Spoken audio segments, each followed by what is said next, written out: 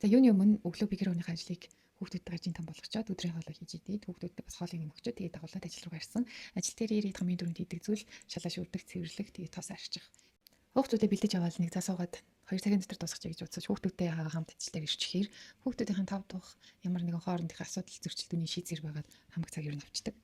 Өнөөдөр миний ойж байгаа юу бол зүгээр л энгийн урт 6 талтай юу байгаа.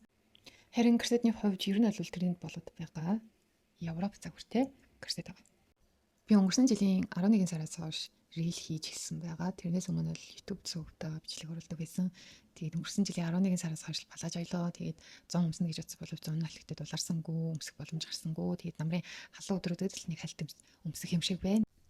Өнгөрсөн хугацаанд нэлээдгүй олон хүмүүс над руу сургалт байна уу гэж холбогдчихсон. Тэгээд тухайн үед би ямар ч сургалт хийх зав зайгүй байсан. Тэгээд энэ намраас би сургалтуудаа хийж эхэлнэ гэж төлөвлөж байна. Тэгээд та бүхэн ямар хувцсны талаар сурж мэдвэр байгаагаа миний нэрэлүүдийн доор комментээр бичиж өгөөрэй. Тэгвэл би хамгийн хүмүүсийн сонирхож байгаа магадгүй корсет плаж ч юм уу эдгээрийг ингээд сургалтаар хаалттай өрөвт явуулах болно. Мөн бас нэлээдгүй хэдэн хүмүүс захиалгаар хувцас хийлхий гэж хүсэл тавьжсэн. Тэгээд би захиалгаар өнгөрсөн цагаасаар дээлүүд л ойсон байгаа.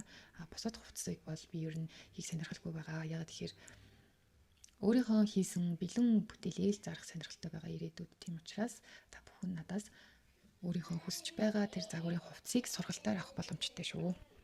Тэгвэл олон хүмүүс чи ямар авьяастай юм бэ? Би энэ зүйлд авьяасгүй гэж ярьж байгааг би анзаарсан. Гэхдээ энд авьяас ямар ч хамаагүй шүү. Бүх зүйлийг авьяас гэж хэлэх юм бол энэ дэлхий дээр хэн ажил хийх юм бэ?